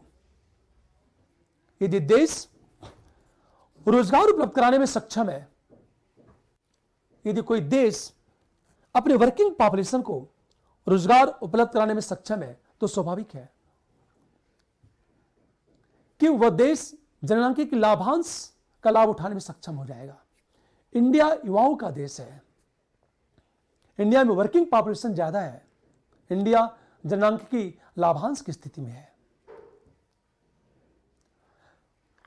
इसीलिए यह कहा जाता है इंडिया के संबंध में, हमेशा ध्यान दो, इंडिया के संदर्भ में यह कहा जाता है कि इंडिया जो है एक युवाओं का देश है, युवाओं का देश है। ये युवा लोग ज्यादा रहते हैं इंडिया में, और इंडिया क्या करता है, निवेश को आकर्षित करने के लिए डेमोग्राफिक डिविडेंड को दिखाता है। ये मेक इन इंडिया का जब नारा दिया गया, make in India, India Bharat में बनाओ, तो जो मेक इन इंडिया है इसको प्रमोट करने के लिए, यह सफल बनाने के लिए डेमोग्राफिक डिविडेंड की बात की गई थी। इंडिया में जो वर्किंग पॉपुलेशन है यह बहुत ज्यादा है। अब सोचो, भारत युवाओं का देश है, तो मोदी ने 3 बातें की, एक डेमोक्रेसी है, दूसरा डेमोग्राफी डिविडेंड है, और तीसरा डिमांड ज्यादा है। और ये तीनों मिलकर के किसी इन्वेस्टर को फायदा पहुंचा सकते हैं। जैसे भारत के वर्तमान पीएम ने क्या कहा, इंडिया में डेमोक्रेसी है, डेमोग्राफिक डिविडेंड है, इंडिया में डिमांड ज्यादा है, क्योंकि मिडिल क्लास की संख्या बहुत तेजी से बढ़ रही है। जब मिडिल क्लास की पॉपुलेशन बढ़ती है तो डिमांड क्या हो जाती है? बढ़ जाती है। सोचो आप, शेष बातें हम लोग अगली क्लास में करेंगे। एक बात कहना चाहता हूं, यदि मेरी वीडियो अच्छी लग रही हो तो आप लाइक भी करो, शेयर भी करो और सब्सक्राइब करो। आप लाइक करो, शेयर करो और सब्सक्राइब करो। यदि आप सब्सक्रिप्शन परचेज करते हो और निश्चय कि रेफरल कोड का यूज करते हो तो आपको 10% डिस्काउंट मिलेगा। ठीक है, ओके, थैंक यू।